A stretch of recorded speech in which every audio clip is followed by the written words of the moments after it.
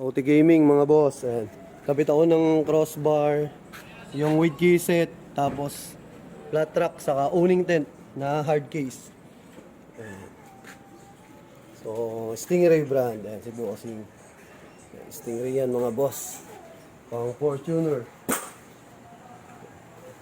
So, hindi na namin may sample na kadgad. Kasi sasendan ko na lang si boss ng video kung paano siya gamitin. Ayan. Ayan, all goods na. Ayan si Bossing. Ginabi na si boss. Ayan. So, all goods na mga boss. Ayan, flat track sa Toyota Fortuner. Ayan. Hingi na lang tayo kay Bossing. Bossing, pag ginamit niyo yung owning boss, hingi na lang ako ng picture pag yung naka... Tapos ito nga pala, baka magtaka kayo kung bakit pababa. Kasi ang dahilan niyan, yung garahe ni boss, isang dangkal lang daw yung pagitan sa bubong. So, dapat talaga to, paangat to, di ba? Yung lagay ng bracket, ayan. Kaya lang ginawa ko, pababa, para hindi abutan yung kuwan ni boss, garahe. Kasi mababa lang daw yung garahe niya. Kaya ayan, pinantay na lang namin sa, pababa na lang ginawa namin. Para hindi tumama dun sa garahe ni boss.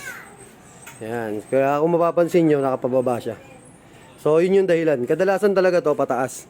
Pero okay din naman yung pababa. Kasi bracket lang naman yan Ayan, so hindi natatama yan sa bubong ni boss. Yung sa pinakagarahe niya kasi, mababa lang daw, kaya flat track din yung kinuha ni boss. Ayan. Okay, mga bossing, thank you. May isang client pa kami. Babachi na si bossing, thank you kay boss. So, naka-owning tent na si bossing. Ayan. Kasi sabi si boss, sige boss, atras. Sige boss, atras pa. Ge sir, malayo. Ge sir, atras.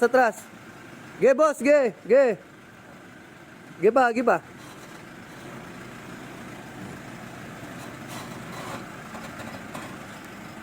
Ayan, flat track saka owning tent.